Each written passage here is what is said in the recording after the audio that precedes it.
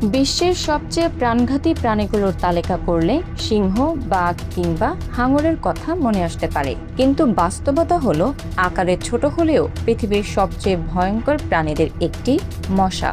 কারণ এই ক্ষুদ্র কীটের কামড়ে ছড়ানো রোগে প্রতি বছর বিশ্বজুড়ে মারা যায় লাখ লাখ মানুষ।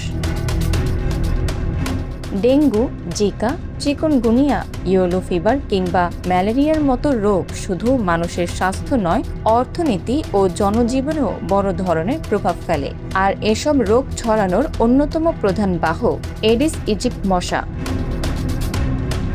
কিন্তু এবার এই মশার বিরুদ্ধে প্রযুক্তিকে অস্ত্র বানিয়েছে বিশ্বের অন্যতম বড় প্রযুক্তি প্রতিষ্ঠান গুগলের লাইফ সায়েন্স বিভাগ ভেরিলি। শুনতে অবাক লাগলেও মশা নিয়ন্ত্রণ করতে তারা আকাশে ছাড়তে চায় কোটি কোটি মশা। হ্যাঁ, ঠিকই শুনেছেন। ডিবাগ নামে এই প্রকল্পের আওতায় যুক্তরাষ্ট্রের ক্যালিফোর্নিয়া ও ফ্লোরিডায় ছাড়া হবে প্রায় 6,40,00,000 পুরুষ মশা। প্রথম শুনলে মনে হতে পারে এতে তো মশার সংখ্যা আরও বাড়বে, কিন্তু আসল পরিকল্পনা একেবারেই ভিন্ন। এই প্রকল্পে ব্যবহৃত হচ্ছে উলবাকিয়া নামের একটি প্রাকৃতিক ব্যাকটেরিয়া।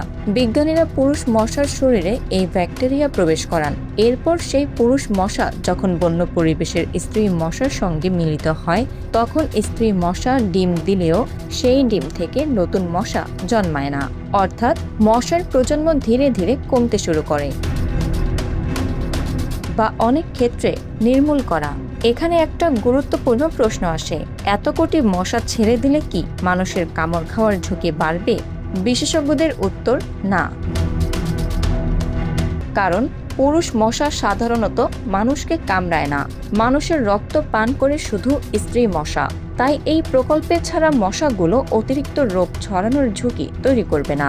তবে এই পুরো প্রকল্পের সবচেয়ে কঠিন কাজ কোনটি জানেন? কোটি কোটি মশা উৎপাদন নয়, বরং সেখান থেকে শুধু পুরুষ মশাগুলোকে আলাদা করা। আর এখানেই কাজে লাগছে কৃত্রিম বুদ্ধিমত্তা বা এআই। কম্পিউটার ভিশন, স্বয়ংক্রিয় সেন্সর, রোবোটিক প্রযুক্তি সব মিলিয়ে তৈরি করা হয়েছে এমন ব্যবস্থা যা দ্রুত ও নির্ভুলভাবে পুরুষ ও স্ত্রী মশা আলাদা করতে পারে।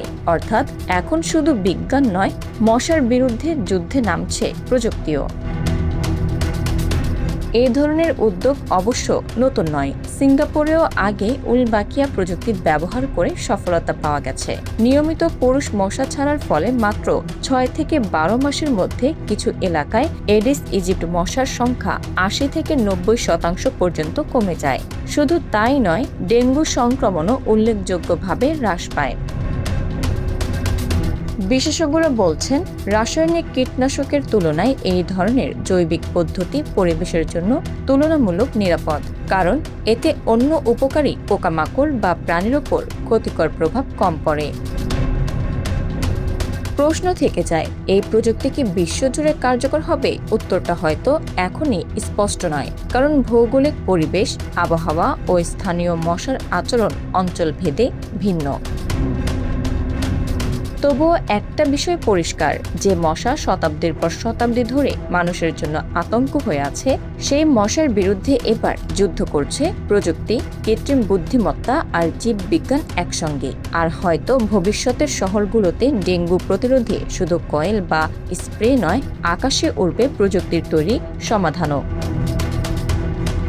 Bangla affairs news desk.